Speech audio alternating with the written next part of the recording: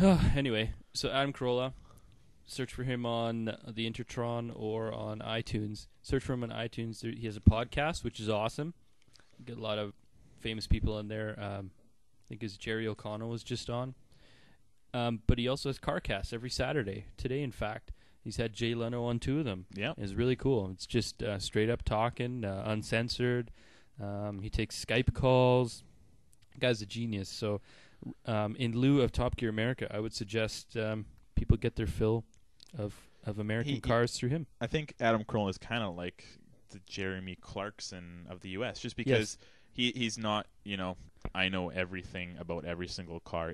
He has that passion for it. He actually enjoys cars. And to be clear on what Jeff is saying, he's not saying he is Jeremy Clarkson. He's just saying he's the Jeremy Clarkson of America. They're definitely different guys, slightly different tastes. Yeah. But yeah, I agree with you. He's got the passion, and he's got the verbiage. I mean, that guy can speak. He can.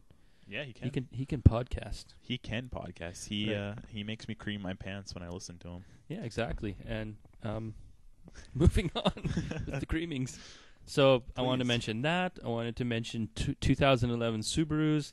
Subaru, stop being stupid. They're talking about trying to tone down the entire line of cars to focus purely on fuel efficiency, because as we all knew, 4-cylinder, 2.5 liter engines are incredibly non-fuel efficient. Apparently, I don't know. I think if people didn't want what they're currently selling, they wouldn't buy it. They'd buy a Toyota or a Mazda. Here's the deal: Subaru made money since last year. Exactly. Yeah. They Who else did? Who else made a car that made money? Absolutely no one. Nobody at all. Nobody. If they did, they're lying. Yeah. They're just like pretending. Oh, they're Subaru straight did up it. lying. Yeah. If your dad is the CEO of it, fuck him. He's lying. yeah, exactly.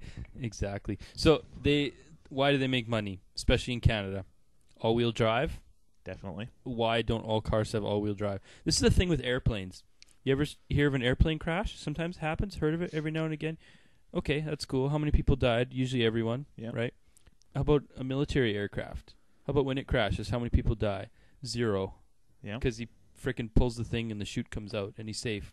So they figured this out a long time ago with military aircraft, where they like to have the pilot because he can fly another plane. Yeah. So they keep him alive. Commercial aircraft, there's enough people buying tickets. Exactly. It's not worth it. Not worth giving them all parachutes. Same thing with cars. Most car companies think that, we're too expendable. We don't deserve all-wheel drive.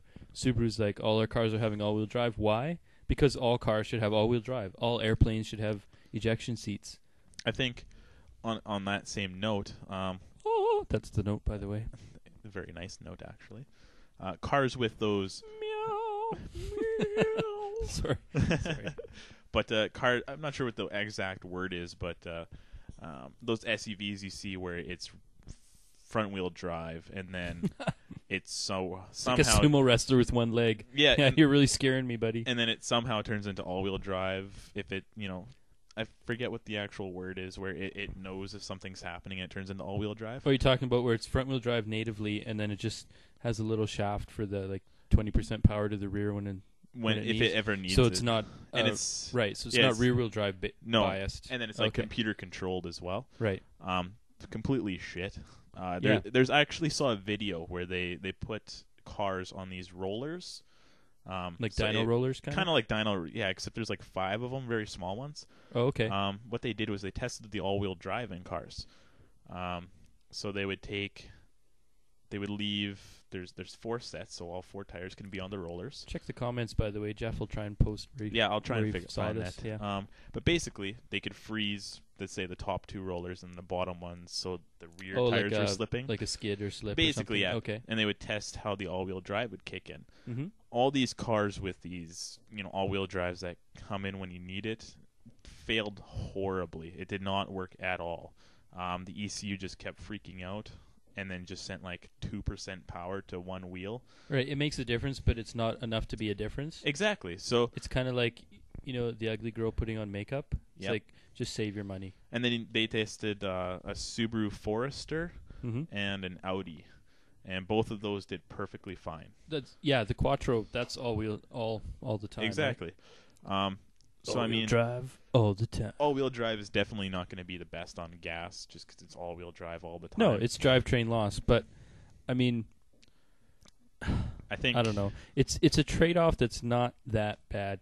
I mean, people are complaining about fuel efficiency versus power. Yeah.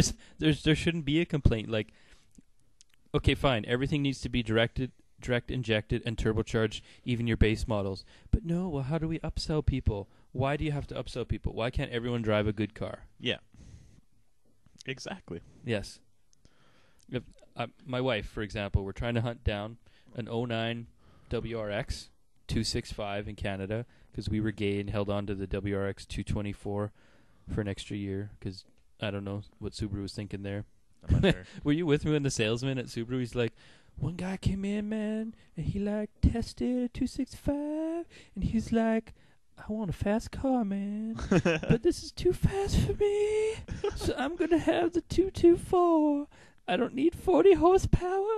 It's a complete crock of shit. The guy didn't want to spend an extra 5 or 10 grand or whatever Yeah. Subaru's raping Canadians for. Oh, basically. Yeah. Yeah, that's the thing I have an issue with Subaru. You know, I have the internet. I know that it's not... all the cars come from Japan.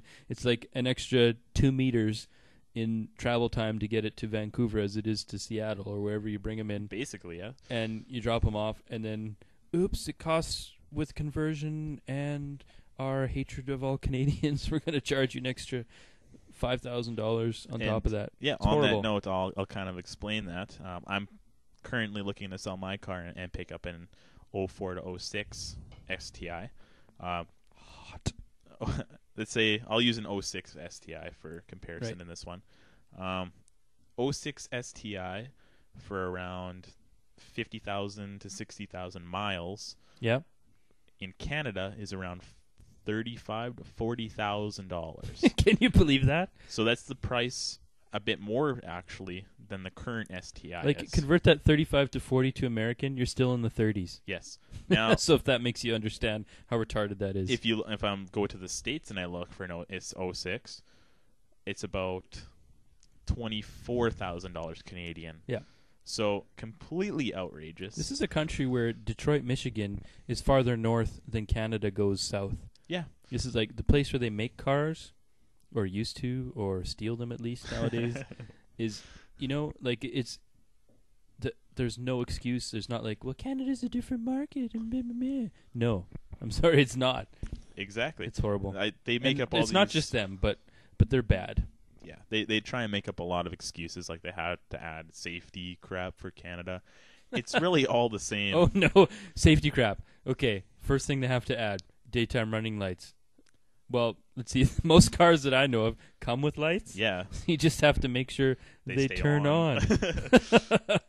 Woo, So- that's a tough one. Must have had the engineers up all night. That's worth $10,000 a car engineering That's hours. exactly. It's right at there. least $10,000 for Yeah. those daytime running lights. And did we cover the? We covered the import laws. Yeah, some of them, yeah. Yeah, so that's why it's so much cheaper. You know, that's why a lot of Canadians are going down to the States Yeah. or Japan. This is even after paying federal tax of 5%, provincial tax of I don't know. 0 to 7%, Yeah. duty of 6 to 7%, modification fees $300-400, shipping. You're still $5,000 to $10,000 Canadian, which is about $4 or $5 American, ahead in the end. That's disgusting. Yeah, I can't explain it. It's not like it's a Subaru. It comes on a boat. exactly. It's not like I just said it on a boat. it's not like they need a special Canadian boat. Yeah, You know. exactly. We gotta send in the icebreakers. Exactly. We need icebreakers to go to Canada, so that's why it costs so much. Like, no, it doesn't work like Vancouver, like I don't know. This city uses umbrellas when it snows. I mean, this is Yeah. not the, it's not the Arctic here. that. Speaking of which, Subaru in Vancouver would be Yes. very good, just so you guys know. But yeah,